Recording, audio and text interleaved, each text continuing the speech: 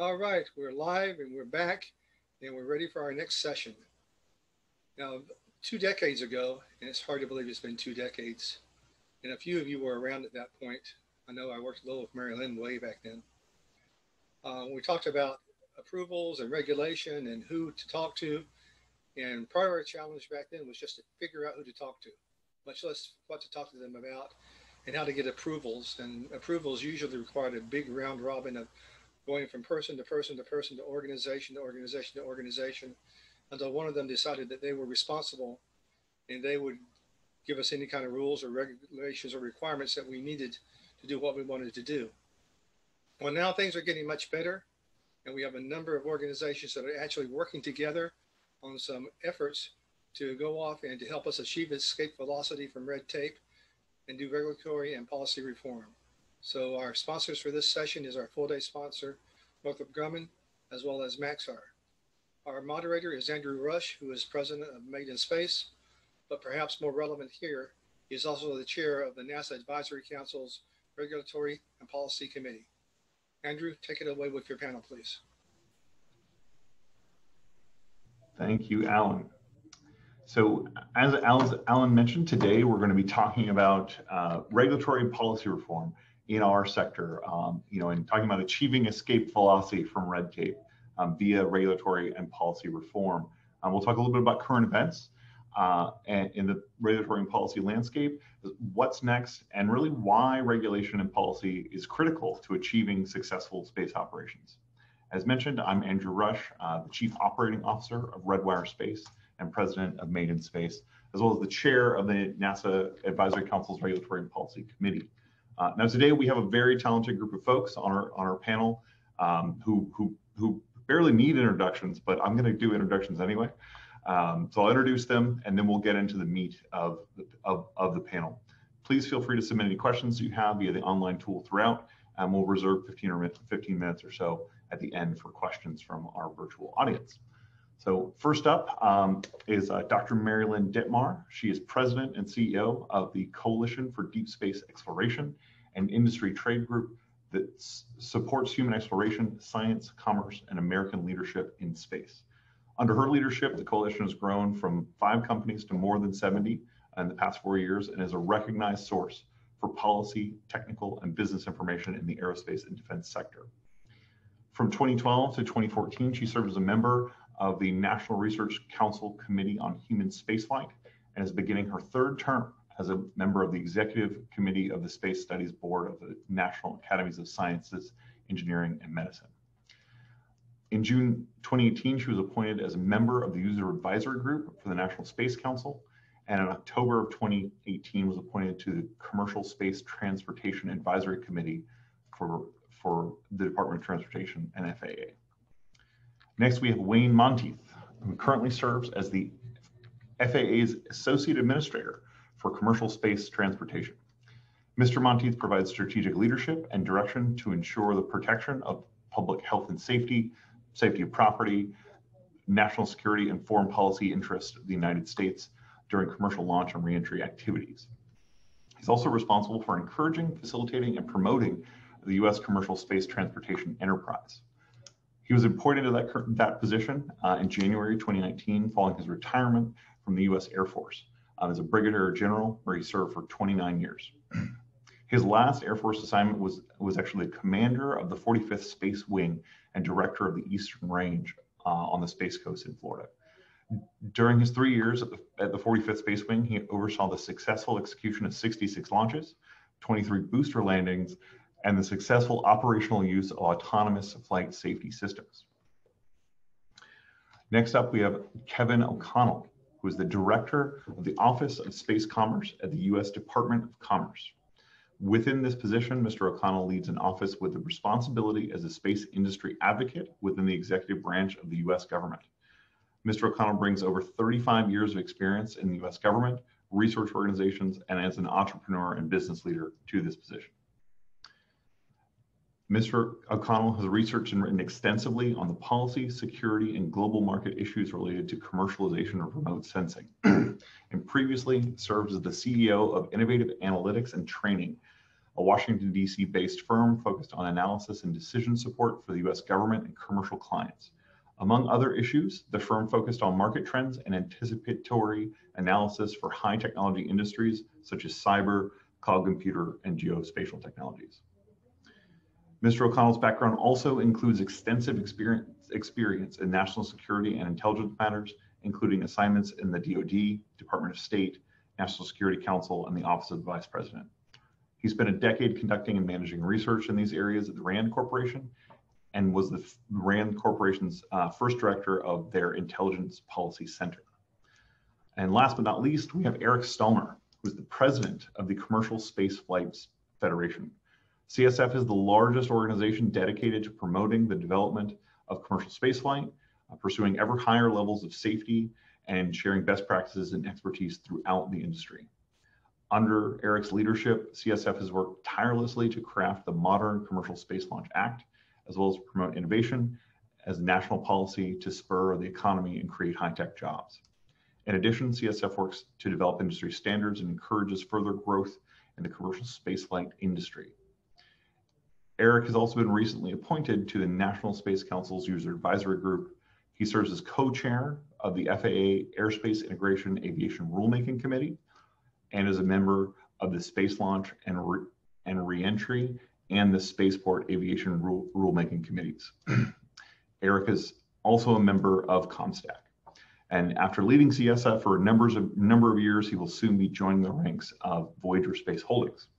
So I'd like to say welcome to all the panelists. Thank you for joining us, and I'm really looking forward to the discussion that we're about to have. So first up, we really seem to be in a sort of new golden age of space activity. You know, in nearly every corner of our industry, we're seeing an increase in activity with new technological approaches, new business models, and even sort of new financial approaches to how we prosecute, you know, growing and space activities. Similarly, in our corner of the world, the regulatory and policy arena, there's a lot of activity. So panelists, I'll kind of go around the horn here and ask you to please give us an update in your view on some of the newest developments in regulatory and policy. And Marilyn, I'd like to start with you. Okay, thanks, Andrew, and you should get a medal for getting through all those introductions. If everybody would indulge me for 1 minute, I just want to do a shout out to Eric Stallmer. I believe this is the last time that Eric and I will appear publicly together in our current roles. And I have to say that Eric and I have forged a collegial, professional, and personal friendship over the last 5 years that I've been in this role that I have greatly appreciated. Our organizations are not always on the same side of discussions, including regulatory discussions, but the openness with which he has approached his relationship with me has enabled the two of us, I think, to serve both of our respective organizations very well, and also to serve industry across the board very well. And it didn't necessarily have to be there. It could have been a different story entirely. So Eric, I just want to thank you and let you know how much I've appreciated working with you for the last 5 years. I'll go ahead now. Are you going to say something? Blushing right now. Just thank you so much for those kind words, and I'll send some kind words back on my turn. So okay, all right, and thanks for everybody for indulging my moment there. So just very quickly, since I've already started taking up some of my time, it has been just sort of really an extraordinary period of time with regard to regulatory reform.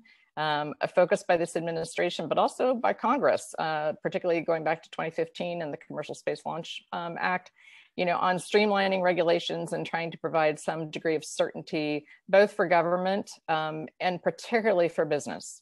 And I don't want to sort of, step on other folks' feet here. But the fact that I think this administration is really focused on space in a way that's been very positive. And I think that all the way from the White House through the agencies, the sort of focus on regulatory reform and advancing regulations in a way that maintains a light touch, but also maintains sufficient regulatory integrity to allow business to go forward in a safe way, I think has been just really been tremendous. Thank you for those thoughts, Wayne. Over to you. Thanks, Andrew. And I'd like to piggyback on what Mary Lynn said. You know, the administration has been just forward-leaning and all in on this, and it's been great to get that push, particularly from the National Space Council, for us as we were in the process of promulgating new launch and reentry rules. But I'll also say that we couldn't have gotten here without the tremendous input and support of industry. This really is a partnership, and the better we are able to regulate, the safer the industry will be, the more stable the industry will be, and I think that opens it up for investment. For us, the National Space Council and the President under Space Policy Directive 2 said we will streamline our launch and reentry regulations. And we've done that. And so when I look at that tasking for our new regulation, I see we had really 4 goals. Number 1 was actually streamline. Now, if you look at Twitter, depending on which feed you look at, you're going to say, oh my gosh, only the United States government would say 785 pages is streamlined. And you're right. However, the devil is in the details. And so when you look at that 785 pages, only 109, double-spaced, wide margin, is actually regulatory text. So if you want to compare apples to apples, take a look at the 4 regulations we're combining down into one, and it goes from about 900 pages down to a little over 100 pages. So about an 85% reduction. They also wanted us to do a single launch license or a single license. We're doing an operator's license for one company, multiple launches, multiple sites. Replace prescriptive requirements with performance, which really unleashes innovation in the industry. And then finally, work with the Department of Defense and NASA to get rid of those horrible duplicative requirements. We think we've met that too. And because we were able to do it in our new regulation, which is not published yet, it's waiting at the Office of the Federal Register to publish, and it'll become effective 90 days after that. Because we were able to successfully do it in this new regulation, we also are on the verge of issuing a policy guidance that will allow us to also eliminate those duplicative requirements in our existing regulatory construct. So it's just exciting times ahead from a regulatory perspective. Wayne, that's a great update, and you know, 785 pages. That's shorter than some Harry Potter books, so that sounds totally reasonable. And it is, and what really the takeaway should be is almost 700 pages of explaining what we did with public comments, you know, how we adjudicated them, and how we're actually going to implement the reg. So it really is, that first 700 pages is really, we call it the preamble, and it is a map on how you negotiate the 109 pages of reg text. That's great. That's great to have that kind of guidance. So Kevin, I'd like to, hand the mic over to you next, and hear about some of the, your view on the newest developments, especially some of the things that your office has been doing. Sure, Andrew. Thanks very much, and appreciate the opportunity to be here today. I'll just jump right on the back of what's been said so far. You know, the reconstitution of the National Space Council, and then forcing us to work together as in a whole of government fashion, has really been instrumental in the speed at which we've gotten through 5 space policy directives. You know, big issues. Putting the right philosophy and implementation guideline on all of that. Very, very important. We're all intimately involved right now in the rewrite of national space policy. Scott has talked about the continuity with the past, but I think one of the things we're seeing is a recognition, not just from the Commerce Department, but from other departments as well, on the importance of commercial activities. And that's perfectly natural given the percentage of the global space economy that is commercial. And so, very much a speed of policy and regulation that we're not accustomed to in this area. And that's good, and it's going to continue. Wayne talked about the launch regulations. Obviously we played a role with our sister organization, CRISRA, in the remote sensing regulations. And I think the approach we took is one which really, and some of you know, I've followed that topic for 25 years. I sat next to Marilyn, over 2 years ago at the Space Council to talk about remote sensing regulatory reform. It really put us in a position of putting together a rule that made the most logical sense given the global spread of that technology and wanting to keep US capabilities and U.S. companies in the lead. So we can talk more about that in some detail. Again, very exciting time. I think the key challenges going forward, we're a country, we are a mature space power. And in this context, that's not always a compliment, because it means we have to constantly work to reform regulations so that they stay up to date, not just with the technology, which is moving at lightning speed, but also with our international competitors and our international partners as well. I mean, that's a dimension of this we can probably come to a little bit later. But a very exciting time and lots of speed across the entire government in the regulatory and policy arenas. Yeah, Kevin, I maybe like to stay with you for just one or two more minutes and ask you just in this vein to maybe just give viewers maybe just the 60 more seconds a little bit on the Space Act that kind of codified a lot of things that you're talking about, as well as just ask you, like, did you come up with that backronym? Who put that together? All of us who are in the space business are familiar with acronyms that just coincidentally wind up with the word space in them. So I'll take no credit for that. Obviously, the Space Act introduced last week by Senator Wicker, and we're thankful that the chairman has remained very supportive of what the office is doing, what the department is doing, and frankly, what the government is doing in the interest of space safety and sustainability. Sometimes I like to say that as we think about all the factors that are fueling the growth of space commerce, this is the one thing that can mess it all up or mess large parts of it up. And so we're starting to see not just, in the space community, the people that are on this call, we have all been talking about space debris and space congestion for years. What I'm proud to say is that I finally see political recognition of the problem, but also increasingly public recognition of the problem. That's very, very important. Administrator Bridenstine has testified in the last few weeks about the need to move the astronauts into the part of the space station to avoid space debris, near a conjunction there. Worries from the NASA, some of your colleagues on the NASA Safety Advisory Board and others like that. Within the Space Act, obviously, there's a reaffirmation of the Commerce Department's role in this, just as there was in the Napa report, just as there was in everything that we talked about in SPD3, which was largely based on the department's broad capabilities to support this area and the need to leverage commercial capabilities. So again, we can come back to that. Again, very thankful for the chairman's support in the Space Act. Great. Thanks so much, Kevin. So Eric, same question to you. What are the sort of the newest developments that have piqued your interest? So many. But first I gotta return the favor to my dear friend Mary Lynne. It has been really a privilege to work with her. This is the second Zoom that we've done, the second panel we've done this week alone. It's almost like a road show that we're having together. So I'm certainly gonna miss it. And working with my two favorite regulators today, Kevin and Wayne, I mean, it doesn't get any better than this. As you sail out to the sunset, who could ask for more? But no, there's a lot of press coverage about the space industry and talks about the lack of regulation, and as if regulation was the first thing government should be doing. Coincidentally, here we were at the von Braun symposium. It was von Braun himself who said that it was hard to beat gravity, but it was really the paperwork that was involved that was overwhelming.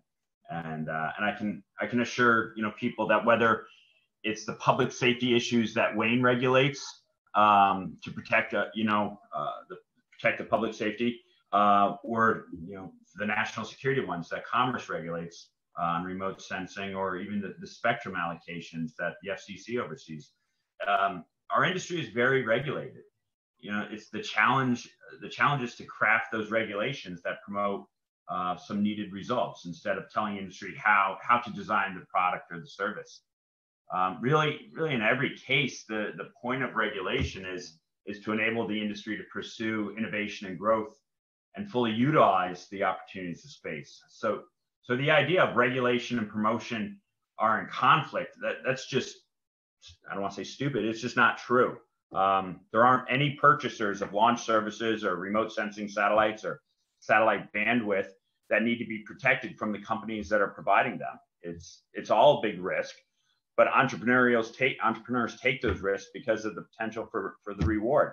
and to do something in space that's self-sustaining and helps all space users do more. So it's been very active doing the regulatory reform that we've had and working with our industry partners, not our industry partners, our industry regulators. I think there's more work to do, but I think we've really made some fantastic strides forward, whether you're talking commercial remote sensing or launch and reentry. We're, as you said in the opening line, we're really at a really great phase for our industry.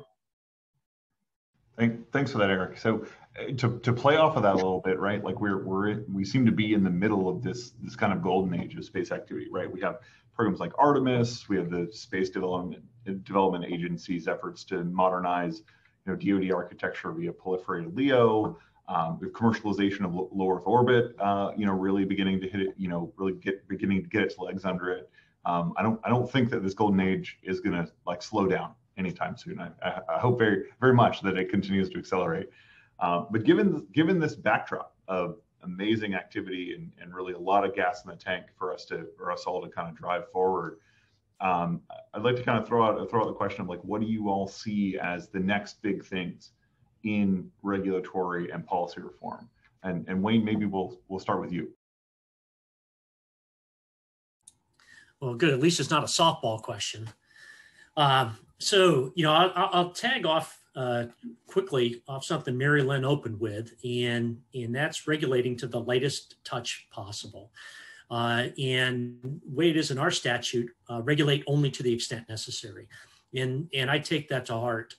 You can overregulate very quickly and unintentionally, and you can crush this industry, or you can force our industry or segments of our industry to go overseas, where the regulatory construct may not be as robust. So it's critical as a regulator to do our best to get this right. And you talk about where our industry is going. It's interesting if you just look at the numbers. And so we are less than 1 month into the new fiscal year, government's fiscal year 21, and we have already in the FAA licensed more launches this fiscal year than we did in fiscal year 9, 10, 11, and 12. Okay, and we're 1 month into it. Now, when Rocket Lab launches tomorrow, we will have our second record-breaking month this year. The last one was August, where we did 5 launches, the most we've ever done. This month will be 6. And we thought we were going to have 7. And so the industry is moving that way. And why is the industry moving that way? Well, it's because it's less expensive to get to orbit. It's more reliable to get to orbit now at a higher cadence. And as you mentioned, you have proliferated LEO. Before the end of the decade, SpaceX, if they stay on track, will have launched more payloads into orbit than the rest of the world combined since Sputnik. Boy, we are absolutely in the middle of this renaissance. And as regulators, Kevin and I have to get this absolutely right, or we will disadvantage U.S. industry. Well, Wayne, I think it's a really positive and reassuring thing, I think, to hear from somebody like yourself to say, hey, we want to operate in the lightest touch way possible, because that's or maybe to reframe that a little bit, sort of a minimum therapeutic dose, right? Like to protect America in the way that we need to, while letting folks get messy, make mistakes, and forge ahead. Kevin, I would love your perspective on this. Yeah, I mean, it's very much the case. Someone said it a minute ago. You want regulation to actually enable innovation. And again, that's the credit we've gotten from industry on the remote sensing rule, that there's a logical framework. It still contains consideration of national security issues, but in the spirit of SPD2, some of the risk is borne back on the government in that particular case. That's one aspect. I don't want to leave the current slate of regulatory reform too fast, though, because I think we still have some work to do on implementation. All of our agencies, Wayne's got this, we see this in remote sensing, others see it in other areas as well. We have an unprecedented number of entrepreneurs coming at us with more and more complex things that they want to do in space. It's one of the best things that we see here in the Office of Space Commerce, the entrepreneurs that knock on this door. And frankly, even through the COVID pandemic, they continue to knock on the door. Okay. And we know that not all of them will succeed, but the goal is to give them a fighting chance to succeed from a business perspective as we go forward. So implementation and continuing implementation of the reforms we've already put in place is absolutely critical. You know, the ACRES meeting is on today in parallel to this particular session. Going forward, there's a whole new landscape of things that we will regulate, which the government has not done before. You know, you can look at the history of regulation in this country, and so it was natural that we came to regulate communication satellites, and we came to regulate launch, we came to regulate remote sensing, all of which the government had done before. Okay, so we had strong familiarity with it. Lots of entrepreneurs are coming forward. You know, your company came forward as well. I remember you and I think, had a conversation at this particular event 2 years ago. You're coming forward with something that the government is not doing right now. And so there's a whole new landscape in which we have to keep that light touch philosophy, but still enable the capabilities to go forward, and for your capabilities and others to go forward, while still considering national security and safety considerations. Thank you for that, Kevin. That's again, like, that kind of light touch approach is really a positive thing for, I think, for the commercial community, as well as for, you know, everybody to really kind of hear and see echoed. But I really appreciated the point of implementation being a next step, right? Like, you know, we've laid some great foundations, but we still need to frame the house up and finish it. So that's, I think that's really meaningful. Well said. Eric, you know, turn the question over to you. You know, what are the next big things you see from a regulatory and policy reform perspective? Sorry about that.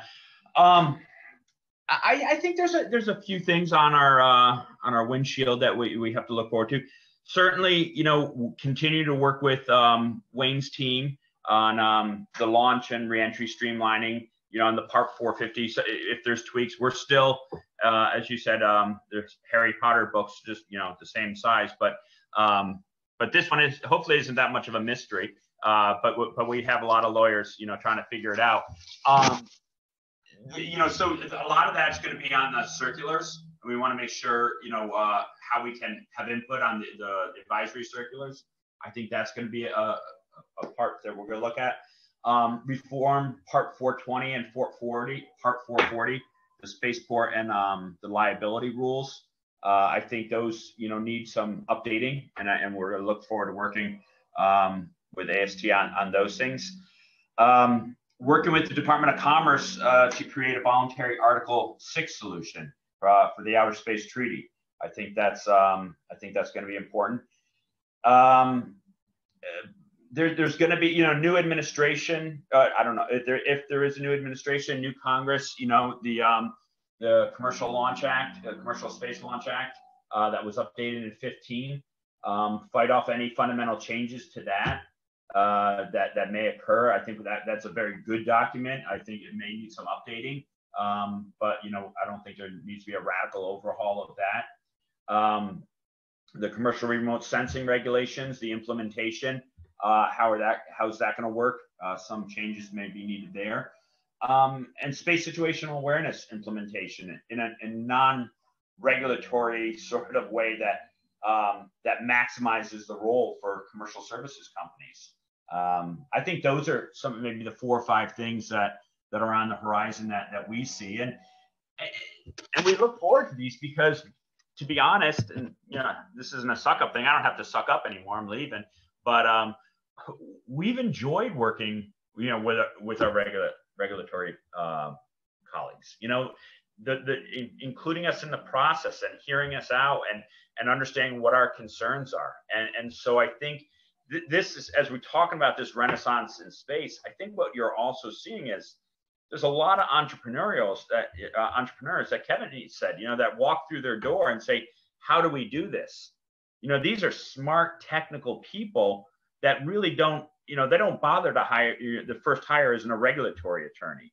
So they're learning this as they go. And it's the Department of Commerce, it's AST that are helping them, holding their hands at times, saying, hey, no, this is not the way you do it, but here, sit down, let me work with you on this license application. That's a positive. I hope that give and take, you know, with industry and the regulatory bodies, I hope that continues, because that is a positive. You so often, you know, some of the government agencies get a bad rap. The regulatory agencies get a bad rap because they're coming down on the industry. We've had the experience that they're trying to help. They're trying to promote the innovation in this industry. They like, Wayne and Kevin like going out to conferences and telling the really impressive statistics that we have. But what Wayne just said, there's more launches, you know, with SpaceX upcoming launch than they did in 9, 10, 11, 12 combined. Those are great statistics. That makes everyone shine. So I think those are the things that we're going to be looking at and working with the various regulatory agencies, and, you know, throw in the FCC, you know, to round out the trifecta, if you will. But those are what we have on the horizon.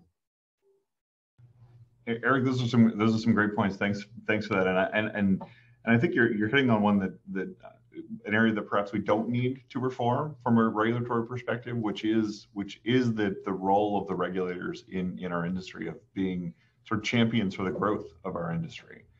That's something that, as you say, most people don't reach for the phone book and, you know, dial up their favorite regulatory lawyer when they start the companies. And so having folks that are, you know, more saying, hey, like let's go this way, not that way, rather than, you know, coming down hard on folks is really, really impactful, I think.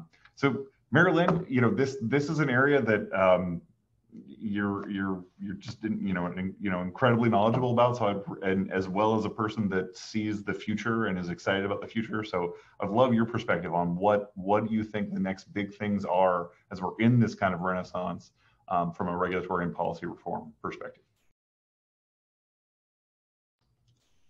And you're on mute, Marilyn. I got it. Yep. Sorry about that. I guess really sort of three things I like to touch on. One is just to piggyback on what's been said before about both the excitement and challenges of implementation. And I think if I had a message for everybody that's listening, everyone here online, I think, is already real aware of it. You know, we learn as we go, right? Do the best job that we possibly can through industry engagement with regulatory agencies to craft regulatory frameworks that enable business and also and growth and commerce, but also regulate the things they need to regulate. And it's like a lot of really smart people engaged in all of that. You know, the CDSC is continuing to be engaged, for example, in the launch streamlining work. We worked a lot with FAA, and, you know, we're looking at the circulars and providing feedback. But as you go to implementation, there really needs to be a feedback loop, because we'll learn from doing implementation. And so it's tremendously important that business stays engaged, that it doesn't say, okay, great, this regulation's out there now. We've already had all the food fights. Okay, now we're going to go figure out how to implement it and sort of hunker down. Well, yeah, I mean, initially, but over time, we're going to be learning things, and we're all going to be learning things. The agencies are going to be learning things, business is going to learn things. And so I think it's critical that business continues to engage. Business must continue to engage with Congress, with the regulatory agencies, with the trade associations, you know, just sort of across the board to make sure that as we're learning things about it, that those lessons are provided in such a way that we can all collectively make really good use of them as we go forward. And so that's one thing I would really just urge everyone to keep in mind. There's no regulatory framework that's perfect. And there are regulatory frameworks that certainly can be helpful. But I think that as we continue to amass lessons learned, we need to make sure that we're disseminating those in ways that are really thoughtful and constructive. So that's one thing. I guess the next thing I'd like to talk about is to sort of talk about the future stuff. Go back to the comment that was just made about the 2015 Act. You know, various and sundry folks over in Congress are looking at that act right now, and have been for a while, and trying to figure out how it is that it needs to be updated, if it needs to be updated. And one of the things that they're really looking at is ISRU and in situ resource utilization, how we go about doing that. Of course, NASA's been very active in this, right? The Artemis Accords, in terms of the government to government relationships, include that. There's an executive order that was issued recently on, you know, international relationships in utilizing, extracting and utilizing space resources. You know, Congress has had some things to say about it, but is trying to figure out now, you know, what more it needs to say about it. And as we start thinking about ISRU, I mean, it's not just the moon, but I'll focus on that just for a minute. Some of these regulatory frameworks that we're setting up right now for Earth and low Earth orbit, when I talk about learning from our experiences and how we implement, some of this stuff is going to feed forward, right? We are already talking about space situational awareness in orbit around the moon. We are already talking about space traffic management around the moon. And as we start to move toward, in the decades ahead, an industrial basis for doing things like ISRU, those issues are going to become more pressing. And that's why it's very important that we continue to stay engaged and really pay attention to the lessons that we're learning, both here closer to home, but also how those things might be applied as we move further into deep space. Thanks, Marilyn. That's really, really great. And in particular, this kind of point of, basically there being feedback loops, that, this is a process that is continuous, right? I mean, and not to be a little bit meta about this, but, in normal conference circuits, there's consistently a panel that talks about regulatory and policy reform, because I think it is a feedback loop. I mean, it's also because we're all, really, really beautiful people, and people just like to see us talk and opine on things. But it's also because we want to have that sort of feedback loop. But I wanted to maybe also drill in on one of the things that you were just talking about, which is commercial ISRU, commercial in situ resource utilization, right? We've seen a lot of activity in this area. And I'd be curious to hear from all of you about, what potential regulatory approaches we might take, considering the tapestry of regulation and policy that currently exist around ISRU, around and commercial activity specifically, like commercial ISRU missions.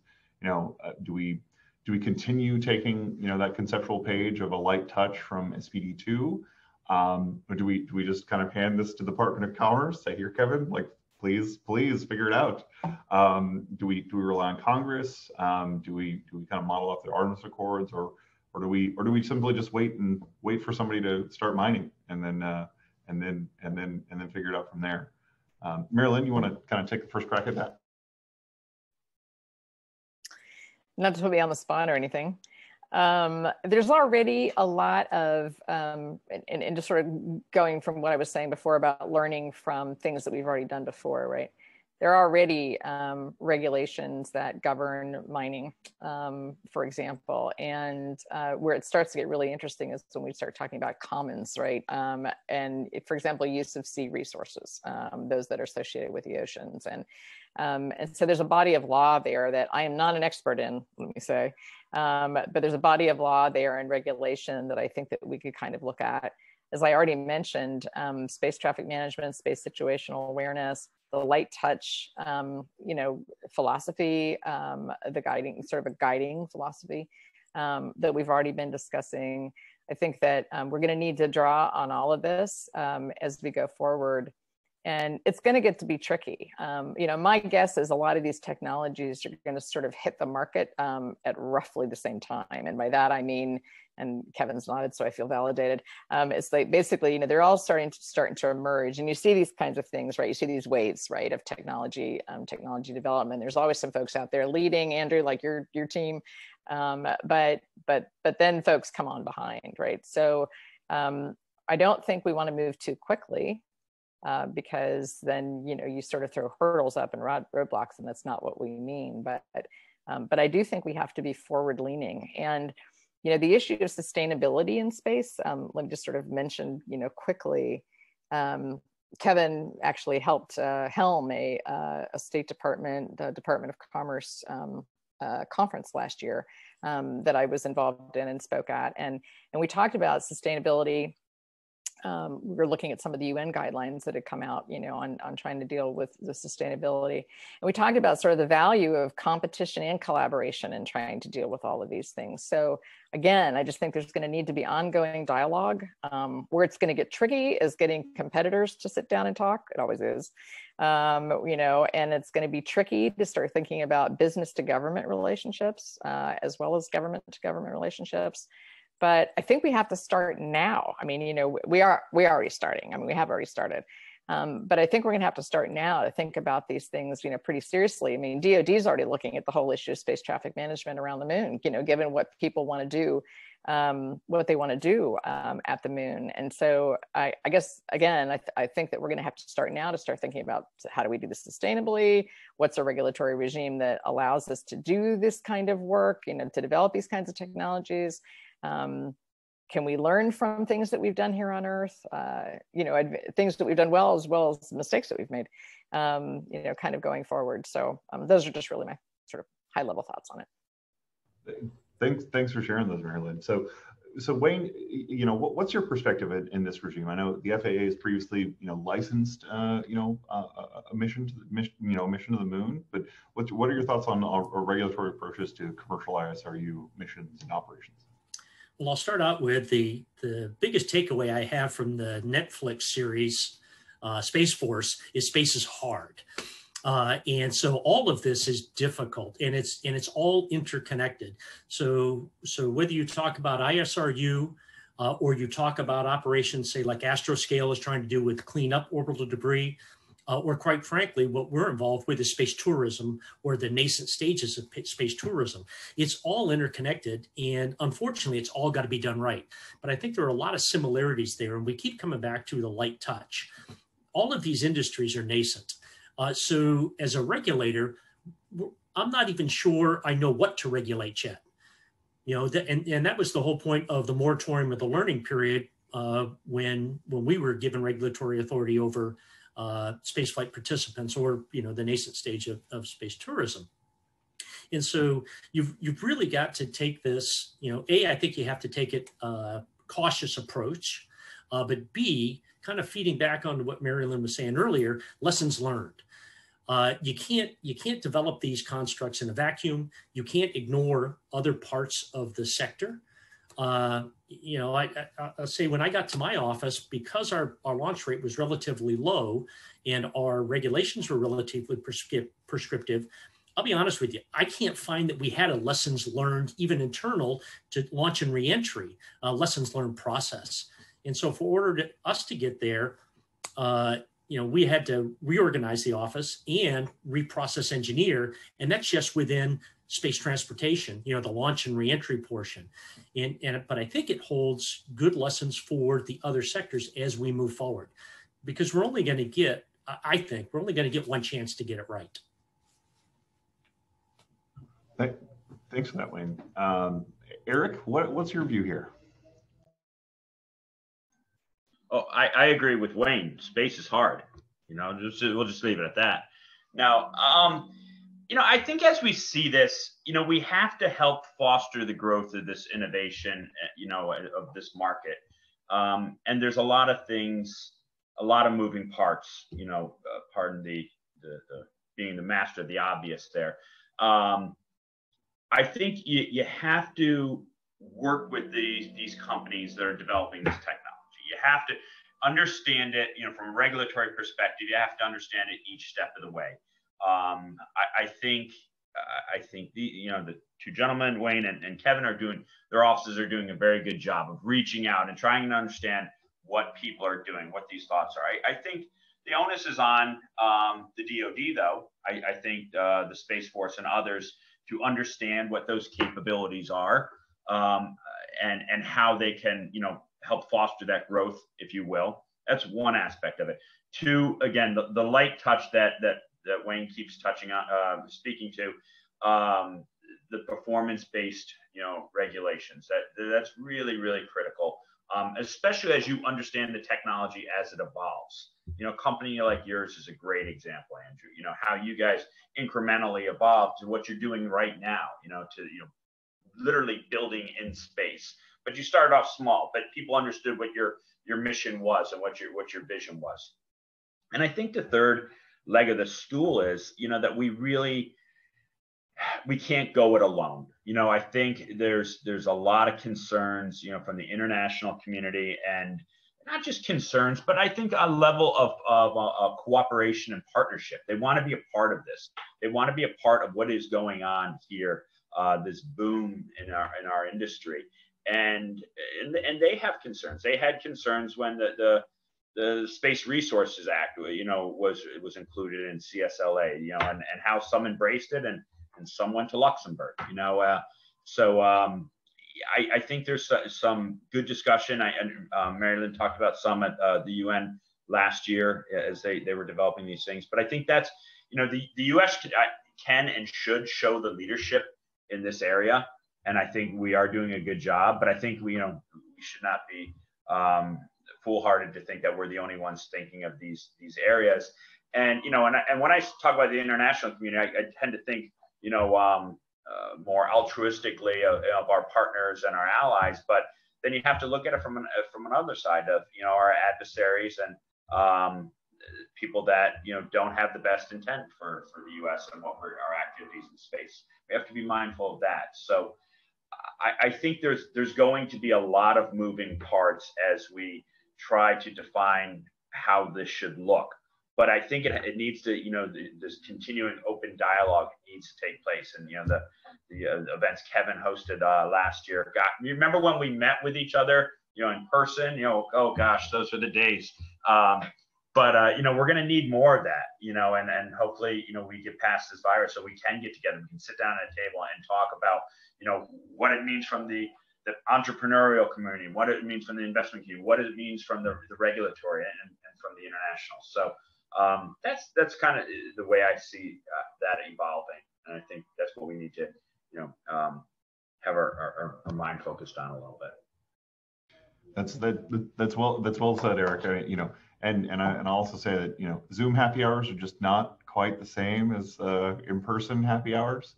But you do make a great point on the international considerations around this particular soon to not be thought experiment, but thought experiment right now.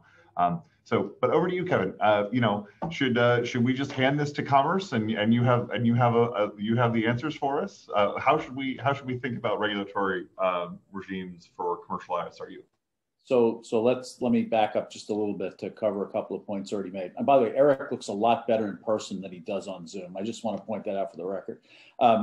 First of all, when Marilyn talked about the importance of lessons learned, it's critically important that we do that. We're talking to some folks right now in academia that are interested in studying that in greater detail in the space industry.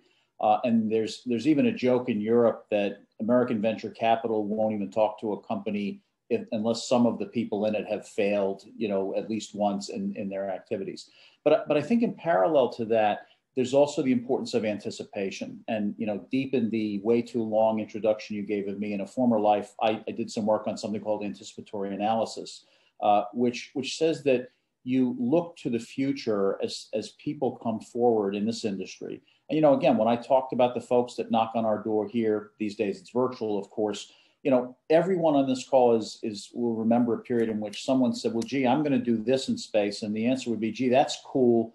That won't be for 10 years. So we don't have to worry about it for a while. Well, today, 10 years might be 2 years, or it might be 2 months.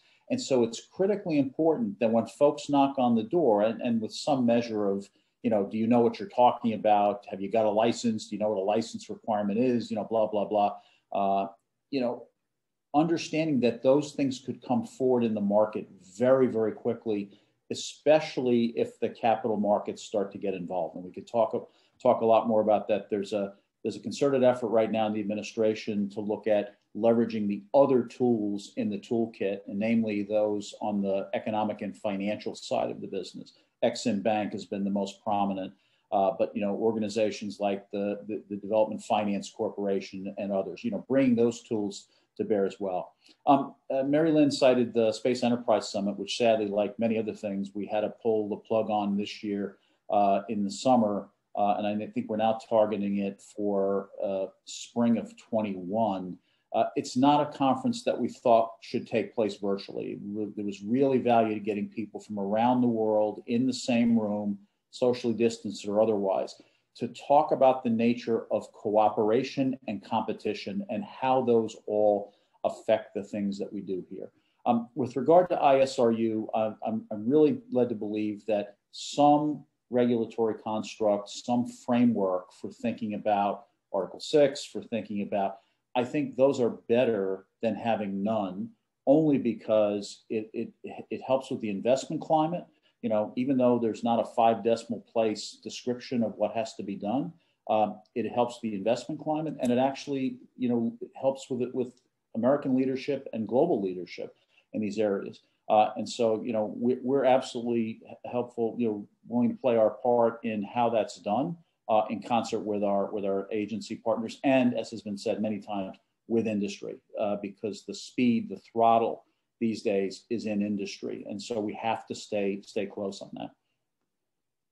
Yeah, I think that's a great point, Kevin. That you know, regulation, especially in a regime like this, can often serve as a permission slip for companies to go. And so when you're looking at the financial markets to move things forward, that people don't often invest in things that are that are completely untrammeled and completely unscoped. And so that's an important consideration here for ISRU, that we define that, we bound that box a little bit without, as other folks have said, sort of stifling that innovation.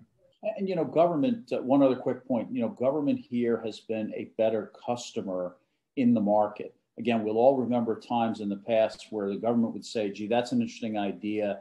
Here's $30,000. Go explore it. Well, in a company, $30,000 gets you to next Friday.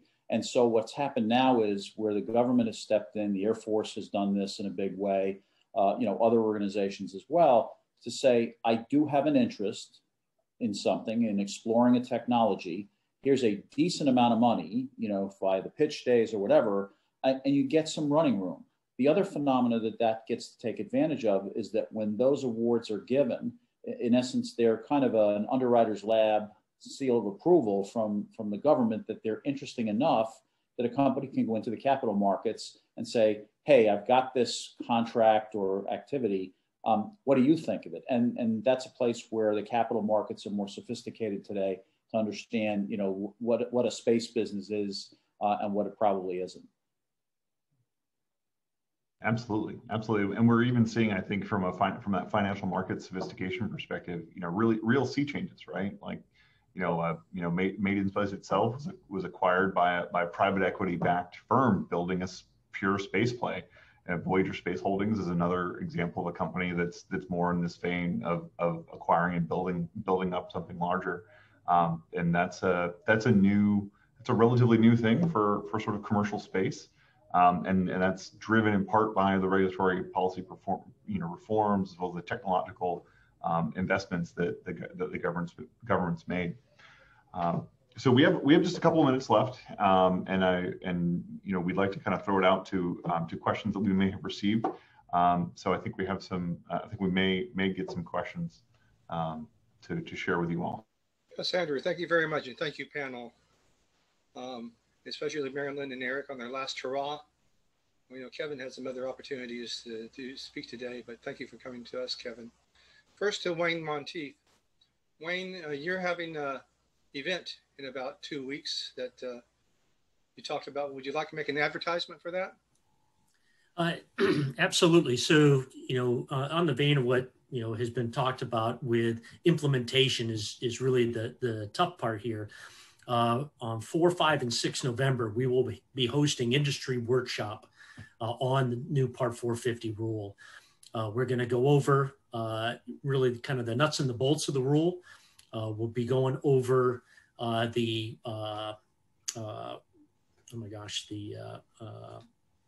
working processes and procedures that we're going to be able to provide to industry to navigate through the rule. And then there's also going to be an opportunity for companies to sit down with us individually and say, okay, I'm under Part 415 or I'm under Part 431. How does what I'm doing today feed into this new Part 450? And so 3 straight days. And I think really that will be the beginning of the discussion. As we go through, because as industry gets more familiar with this latest Harry Potter novel, then they're going to have much better questions to ask, and quite frankly, be able to challenge us on how we've written it and how we plan to implement it. So 4, 5, and 6, you can go on our website and get the link to sign up. But we're looking for great participation from industry. Thank you, Wayne, and we'll look forward to getting a copy of the Cliff Notes. That dates me. Kevin said something that made me start thinking about some other things, and the question is really for Eric, though. A little while ago, I was engaged in an effort in Scotland, and since we were an American company, we had to be licensed by the United States, but then we had to be licensed by Scotland and follow some of their rules. And then, okay, we're in the UK, so we have to follow some UK rules. And then, oh my goodness, we've got the EU on the Brexit. Brexit's going to protect us. No, Scotland's staying part of the EU, so now we have to follow the EU rules. The patchwork of rules, lots of people having oversight. Eric, looking at the commercial world. In the commercial world, hopefully, again, the U.S. will be the leader of the commercial world and go off and have the majority or a very strong position in commercial space. Are there things that we need to do proactively to protect us from different kinds of regulations and requirements that are going to come to us from the international community? Well, my first advice would be do all your business, with U.S. companies, so that'll make it easier. Someone would recommend Florida or California or Colorado, but no, I think what we have to do, and I think we've had some success in doing this, is working with a lot of these, friendly companies that want to be a part of, the commercial space, boon, if you will, and growth. Companies like New Zealand and for instance, they worked on their launch regulations, with us, with the U.S., on how to, streamline their own launch regulations. I think they had a partnership with the FAA on developing that. I know, for instance, the UK have weekly for their spaceports. They have these weekly bi-weekly meetings where they're always reaching out for input, not just domestically for the UK, but for expertise overseas, with the US and how best practices, how we've done things. You have a series of overlapping there. Working with Scotland is tricky in itself. With all the kind of layers of bureaucracy that you have. So I don't have the answer to that, but I think just the level of communication that you can have as you start this path forward, whether, I know companies looked at even the Space Data Association, they established themselves in the Isle of, was the Isle of Man or the Isle of, Isle of Man, for their streamlined and regulatory bureaucracy. So, I think that the best step is working, here domestically with partners that have worked with overseas partners, and with the liaisons here in the U.S., whether it's UK Trade and Investment, they have been tremendously helpful, located at the British Embassy, and a number of these, the Australians have as well, and the EU and all the European companies that we've worked with in JAXA. I don't want to leave out any countries because they're 200 now, but they are all trying to work more and more with U.S. companies. So I think, in the future, if people have questions, I can try to be a conduit to the avenues that we have worked with some of these foreign governments and foreign agencies that has been helpful to our company, the different companies that we work with. Thank you. And Alan, can I jump in on that for just a sec? Absolutely. This is great because what we are trying to do is leverage our work with New Zealand with Rocket Lab flying out of New Zealand, and then next month flying out of Wallops, but leveraging that. So we are in consultation with at least a dozen different companies on regulatory construct and also safe ride to orbit, and then quite frankly, safe ride back. And so we're also looking to start laying the foundation for what guidelines would look like on point-to-point travel to get exactly to your point that you don't want multiple layers of different regulatory frameworks that U.S. companies or global companies have to make it through. So I think there's some opportunity here to really look at what's working, and then to leverage off of that. And I know Kevin and his folks have been doing some of the same work that we're doing in his realm. Yeah, very much so. I mean, what you're talking about here is the curse of dual regulation. And if you're not very careful, they can really harm business. And so again, just like Wayne, we are in a wide range of conversations from the formal, such as in states' economic policy dialogue with the UAE, to a series of less formal conversations with the UK, with New Zealand and Australia about space regulation writ large and some of the themes that we're talking about here. Very important to keep that dialogue going so that we don't force companies to deal with the dual regulation issue. All right, thank you, Kevin. Marilyn, I would be negligent if I didn't give you one last question to answer. And looking at some of the things that you've done, you've facilitated and you helped people everywhere from ground ops to boosters to spacecraft to reentries, those kinds of things, those kinds of conversations.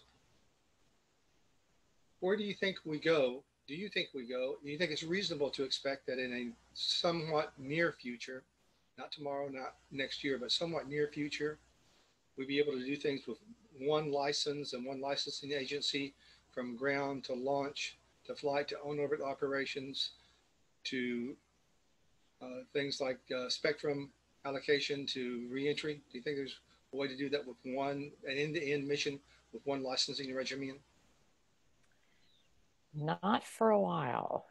And part of that, one of the real advantages to the National Space Council, and frankly, maybe put a plug here. I mean, if we do have a change in administration, I really hope they keep it, or something very like it, because it's, its time has really come. You could argue it's been here for a while, but this idea of a whole of government approach, and we're really still in the process of understanding where all those synergies are, and where all of those overlaps are. I think we've got a much better handle on it than we did.